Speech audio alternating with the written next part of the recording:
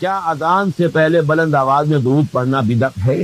وہ بھی مانتے ہیں کہ یہ ہمیشہ نہیں تھا، ہم نے ابھی کیا، بدعت تو مانتے ہیں وہ، لیکن وہ علامت رکھنا چاہتے ہیں، جیسے کہ آپ کہتے ہیں لا حول ولا قوت الا باللہ سے شیطان بھاگ جائے، لہذا وہ چاہتے ہیں دوسرے لوگ بھاگے یہاں سے، یہاں نہ آئے مسجد میں، خواہ یہاں آ کر ہماری چودراہٹوں میں خلل ڈالیں گے، یہ مسجد فلاں حنفیہ غوثیہ فلاں ہے لکھا موٹا سا ہو تو وہاں بھی ویسے ہی بھاگ جائے گا، وہاں سے پاس نہیں آئے گا۔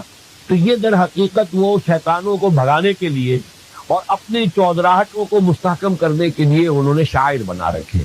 تو اس کا علاج کیا ہے؟ فتویٰ میں دے دوں گا، کیا فائدہ ہو جائے گا؟ کچھ بھی نہیں ہوگا۔ آخر وہ بھی یہ تو نہیں کہتے کہ ہمیشہ سے تھی اذان کے اندر، یہ صحابہ کے دور میں ہوتی تھی، یہ اذان اس طرح پڑھی جاتی تھی۔ اہل تشیع سے اب جا کے معلوم ہوا ایران میں وہ اذان میں وہ الفاظ نہیں کہتے جو یہاں کے شیعہ کہتے ہیں، کہ حضرت علی رضی اللہ تعالیٰ عنہ جو ہے وہ حضور کے خلیفہ بلا فخر ہیں۔ بلا فخر ہونے کے معنی یہ ہو گئے کہ حضرت ابوبکر، حضرت عمر، حضرت عثمان تینوں کی خلافت زیرو ہو گئی، اور اول روز سے خلیفہ حضرت علی۔ یہ الفاظ یہاں والے کہتے ہیں، وہاں والے نہیں کہتے، اور وہاں والے یہ کہتے ہیں جو الفاظ ہم کہتے ہیں کہ علی ولی اللہ ہیں، امیر المومنین ہیں، اس کو بھی ہم کہتے ہیں مستحب ہے، لازم نہیں ہے، یہ ان کا فتویٰ ہے مستحب۔ اچھا، اس میں ہمیں بھی اس اعتبار سے کوئی اعتراض نہیں کہ ہم بھی امیر المومنین مانتے ہیں حضرت علی کو رضی اللہ تعالیٰ عنہ، ہم بھی انہیں ولی اللہ مانتے ہیں، اس میں کیا شک ہے؟ ہر صحابی ولی اللہ ہے۔ اس ولایت کے اوپر اگلے درس میں گفتگو ہوگی، یہ نوٹ کر لیجیے، اس لیے کہ اس آیت الکرسی کے بعد اگلی دو آیتیں جو ہیں وہ ولایت کے موضوع پر ہیں۔ اللہ ولی الذین آمنوا یخرجهم من الظلمات الى النور والذین کفروا اولیاءهم الطاغوت یخرجونهم من النور الى الظلمات۔ تو اس پر گفتگو ہوگی۔ تو اولیاء اللہ جو ہے حضرت علی کیا ولی نہیں ہے؟ یقیناً بہت بڑے ولی اللہ ہیں۔ تو یہ لیکن آیا اذان میں یہ کہنا چاہیے؟ تو وہ بھی کہتے ہیں کہ یہ کوئی ہمارے نزدیک واجب نہیں۔ یہ جب ان سے علماء سے بات کریں گے تو وہ بات کچھ اور کرتے ہیں، ان کے عوام اور جہلاء کا جو طرز عمل ہے وہ کچھ اور ہے، اور وہ وہی ہے۔ کیونکہ میرا ایک لفظ آپ پڑھتے ہوں گے، میرے انٹرویوز میں بار بار آیا، اگرچہ مجھے اندیشہ ہے کہ میرے اوپر فتوے لگنے شروع ہو جائیں گے، میں یہ کھل کر باتیں کہہ رہا ہوں۔ ہمارے ہاں فرقوں کی حیثیت کیا ہے؟ یہ مولویوں کی ٹریڈ یونینیں ہیں، جیسے پیشے ہوتے ہیں، اس لیے کہ ہم نے دین کو پیشہ بنا لیا۔ اسلام میں دین کا کوئی پیشہ نہیں۔ ہر مسلمان کو قابل ہونا چاہیے کہ اسے مسجد میں آئے ہیں اسے آگے کر دیا جائے، نماز پڑھائے۔ ہر مسلمان کو اس قابل ہونا چاہیے اپنی بچی کا خود نکاح پڑھائے۔ ہر مسلمان کو اس قابل ہونا چاہیے اپنے باپ کا جنازہ خود پڑھے۔ لیکن ہم نے تو چونکہ یہ کرنا ہی نہیں، لہٰذا ہم نے مولوی پال رکھے ہیں اور ان کو ہم نے پیشہ بنا دیا۔ جب پیشہ ہو گیا تو پیشہ ورانہ کشمت، یہ تو ہے پروفیشنل جیلسی۔ کاروبار میں تو پھر رقابتیں ہوں گی، وہ رقابتیں ہیں۔ اب ہر ایک نے اپنا ٹریڈ یونین کا ٹریڈ نشان بنا رکھا، ٹریڈ مارک، ہم فلاں ہیں، ہم فلاں ہیں، ہم فلاں ہیں۔ یہ سارے دھندے جو ہیں ان کی جڑ کٹے گی کس سے؟ عربی سیکھو، پڑھے لکھے لوگ اسے لازم کریں اپنے اوپر کہ خود عربی سیکھیں، دین کا کم سے کم اتنا علم حاصل کر لیں۔ ہر پڑھا لکھا آدمی اس قابل ہونا چاہیے کہ نماز پڑھائے، کیوں نہ؟ تاکہ یہ جو ہمارے یہاں ایک سول سروس بن گئی ہے، اس کو یہ ہوگا اس کا اصل حل۔ اور فتویٰ میں لگا دوں کہ یہ جائز ہے یا ناجائز ہے یا بدعت ہے یا سنت، اس سے کچھ حاصل نہیں ہوگا۔ نیز نماز کے بعد دعا کرنا کسی حدیث سے ثبوت ملتا ہے یا نہیں؟ جہاں تک مجھے معلوم ہے، دیکھیے میں نے ان چیزوں کے اوپر کوئی تحقیقیں نہیں کی ہیں۔ اکثر چیزیں جو ہے کچھ علماء سے ان کی آراء کیا جو علم حاصل ہوا اس کی بنا پر، میرے نزدیک اصل شے یہ ہے ہی نہیں۔ اصل شے قرآن کے اندر غور و فکر کریں، سوچ بچار کریں، اس کے وہ لوگوں تک پہنچانے کے لیے اپنا وقت صرف کریں، اور جو محکمات ہیں دین کے ان کو عام کریں۔ ان چیزوں کا جو ہے وہ، لیکن جہاں تک میں نے جو بھی مجھے علم حاصل ہوا ہے، چاہے علماء کی صحبت سے یا سماعت سے، وہ یہ ہے کہ ثابت تو ہے کبھی کبھی آپ نے ہاتھ اٹھا کر نماز کے بعد دعا مانگی ہے، لیکن التزام ثابت نہیں ہے۔ ہمارے ہاں بدقسمتی سے، ہمارے ہاں تو عام طور پر تصور یہ ہو گیا ہے کہ گویا کہ اگر دعا نہیں مانگی تو نماز ہی نہیں پڑھی، گویا کہ نماز کا کوئی جزو لازم بن گیا۔ یہ اصل میں مغالطہ ہے۔ خاص طور پر سب سے بڑی حماقت جو ہوتی ہے وہ نماز جنازہ کے بعد دعا مانگنا ہے۔ نماز جنازہ ہے ہی صرف دعا، صرف دعا کے لیے کھڑے ہوتے ہیں، اللہ کی حمد و ثنا، حضور پر درود اور پھر دعا۔ اب وہ چونکہ پتہ نہیں، جاہل لوگ ہیں، کچھ پتہ ہی نہیں ہم نے کیا پڑھا، یا پڑھتے ہی نہیں، پتہ ہی نہیں، دعا یاد ہی نہیں، وہ تو کھڑے ہو گئے آ کر، اس لیے کہ بہرحال عزیز ہے، فوت ہوا ہے تو اب شریک تو ہونا ہی ہے۔ اس وجہ سے وہ جہالت کی وجہ سے پھر وہ دعا کرتے ہیں نا۔ دعا کا تو مطلب ہی نہیں، دعا تو کی ہے، بہترین دعا کی ہے، مسنون دعا کی ہے، صف بستہ ہو کر کی ہے، امام کے پیچھے قبلہ رخ ہو کر کی ہے، اس سے بہتر دعا کون سی ہوگی؟ حضرت نوح کی دعوت بھی یہی تھی، حضرت ہود کی بھی یہی تھی، حضرت صالح کی بھی یہی تھی، حضرت شعیب کی بھی یہی تھی۔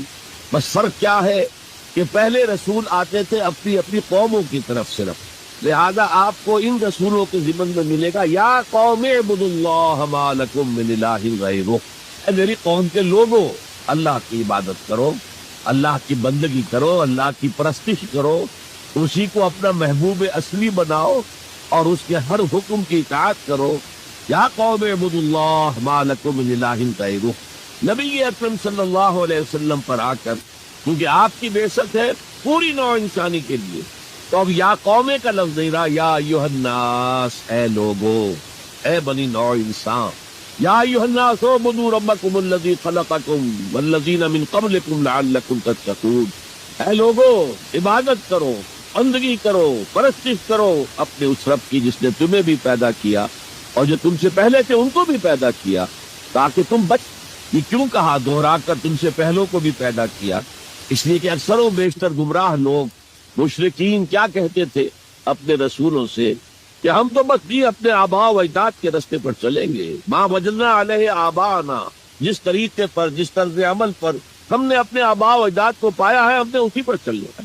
تو واضح کر دیا تم بھی مخلوق ہو وہ بھی مخلوق تھے، تم بھی انسان ہو وہ بھی انسان تھے، تم سے بھی غلطی ہو سکتی ہے ان سے بھی ہو سکتی تھی، لہذا یہ اصول نہیں ہے کہ جو بھی آباء و اجداد کی ریتیں ہیں، رسمیں ہیں، طریقے ہیں اور جو ان کے عقیدے ہیں انہی کو آپ لے کر چلے، بلکہ آپ تو تلاش کریں صحیح عقیدہ کیا ہے، صحیح زندگی گزارنے کا طریقہ کیا ہے، اس کو اختیار کریں۔ یا ایھا الناس اعبدوا ربکم الذی خلقکم والذین من قبلکم لعلکم تتقون، تاکہ تم بچ جاؤ جہنم کی آگ سے۔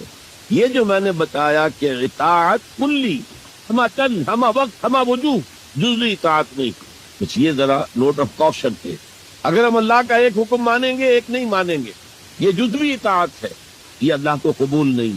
اللہ کی طرف سے تو یوں سمجھیے کہ پیکج ڈیل ہے، ٹیک اٹ اور لیو اٹ، لینا ہے تو پورا لو ورنہ دفع ہو جاؤ، اللہ کو تمہاری ضرورت نہیں ہے، تمہیں اللہ کی ضرورت۔ یا ایھا الذین آمنوا ادخلوا فی السلم کافۃ، اے ایمان والو اسلام میں داخل ہونا تو پورے کے پورے، ادھورے نہیں۔ اور سورہ بقرہ کی آیت نمبر 85 کے اندر تو جو وعید آئی ہے، افتؤمنون ببعض الکتاب وتکفرون ببعض، کیا تم ہماری کتاب ہماری شریعت کے کچھ حصے کو مانتے ہو اور کچھ کو رد کرتے ہو؟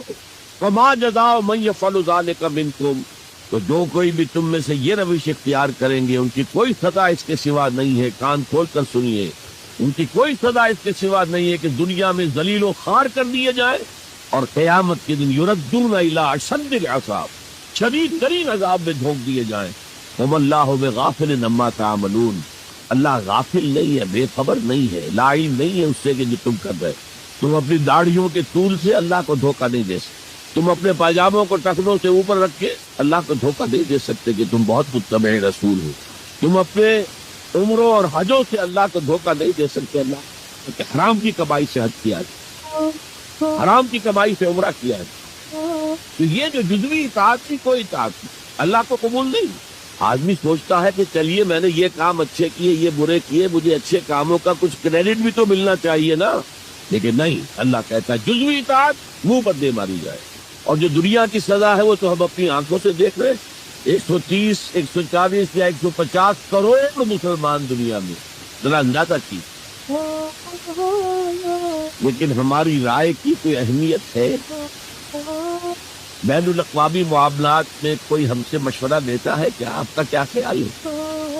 کس نمی پرست کے بھیا کیستی، ایسے بھی ملک سے کہنا چاہیے اب تو ان کا حال پتلا ہے، دولت کے انبار تھے ان کے پاس، لیکن ان کا مذاق اڑتا تھا مغربی ممالک، تو چاہے سعودی بادشاہ ہو اور چاہے وہ UAE کے امیر ہوں، مذاق ہی اڑتا تھا، کوئی حیثیت۔ حالانکہ کتنا بڑا رقبہ ہے انڈونیشیا کے آخری جزیروں سے لے کر موریتانیہ تک، سالڈ اسلامی آبادی، مسلمان آبادی۔ آپ کہیں گے کہ یہ بھارت جو ہے اس میں تو اکثریت تو نہیں ہے، لیکن 15 کروڑ یا 18 کروڑ تو آدمی یہاں موجود ہیں، لیکن کوئی عزت کوئی حیثیت دنیاوی اب بین الاقوامی سطح۔ بہرحال یہاں بھی ہے لوگ کھاتے پیتے لوگ ہیں، ان کی اپنی کچھ عزت ہے اپنے معاشرے کے اندر، لیکن بحیثیت امت، بحیثیت قوم کیا حیثیت ہے بات؟ تو اللہ خزی فی الحیات دنیا، وہ تو ہماری نگاہوں کے سامنے موجود ہے۔ اب قیامت کے دن کے بارے میں جو دھمکی اللہ نے دی ہے، وہ یوم القیامت یردون الی اشد العذاب، قیامت کے دن شدید ترین عذاب میں جھونک دوں گا۔ اس پر اللہ سے معافی طلب کی جا سکتی ہے، دعا ہی کی جا سکتی ہے، اللہ ہم پر رحم فرمائی۔ یہ میں نے آپ کے سامنے رکھا ہے فارمولہ، اللہ کی اطاعت جمع اللہ کی محبت، دے گو ٹو میک عبادت۔ یہی دو الفاظ آتے ہیں اللہ کے رسول کے لیے بھی صلی اللہ علیہ وسلم۔ اللہ کے رسول کی اطاعت یہ تو اسلام کا بنیادی تقاضا ہے، اطیعوا اللہ واطیعوا الرسول فإن تولوا فإن اللہ لا يحب الکافرین۔ اطاعت کرو اللہ کی، اطاعت کرو رسول کی، پھر اگر یہ منہ موڑ لے تو اللہ کو ایسے کافر بالکل پسند نہیں، تو کفر کا فتویٰ ہو رہا۔ لیکن اللہ کے رسول کی اطاعت کے ساتھ محبت کو جمع کیجئے۔ میں نے ابھی آپ کو حدیث سنائی ہے، حضور نے فرمایا لا یؤمن احدکم حتی اکون احب الیہ من والدہ وولدہ والناس اجمعین۔ تم میں سے کوئی شخص مومن ہو ہی نہیں سکتا جب تک کہ میں اسے محبوب تر نہ ہو جاؤں، اپنے باپ سے، اپنے بیٹے سے اور تمام انسانوں۔ تو اللہ کے رسول کی اطاعت جمع اس کی محبت۔ اس محبت کے ضمن میں ایک واقعہ یاد آیا جس سے اندازہ ہوگا کہ کس قدر اپنائیت تھی، کتنا قرب تھا حضور کے اور حضرت عمر فاروق رضی اللہ تعالیٰ عنہ کی مابین۔ ایک مرتبہ حضور دریافت کرتے ہیں حضرت عمر سے، عمر تمہیں مجھ سے کتنی محبت ہے؟ اب آپ سوچئے، ذرا سا بھی مغایرت کا باریک سا پردہ بھی اگر کہیں ہو تو کیا یہ سوال کیا جا سکتا ہے؟ تو انتہائی قریبی شخص سے ہی کیا جائے گا، تمہیں مجھ سے کتنی محبت؟ کیا آپ مجھے دنیا کے ہر انسان سے بڑھ کر عزیز ہیں۔ فرمایا اور اپنی جان سے۔ اب ذرا سا توقف کیا حضرت عمر نے، الان ہاں اب میں یہ بھی کہتا ہوں کہ آپ مجھے میری جان سے زیادہ عزیز ہیں۔ تو حضور نے فرمایا اب آئے ہو مقام مطلوب پر۔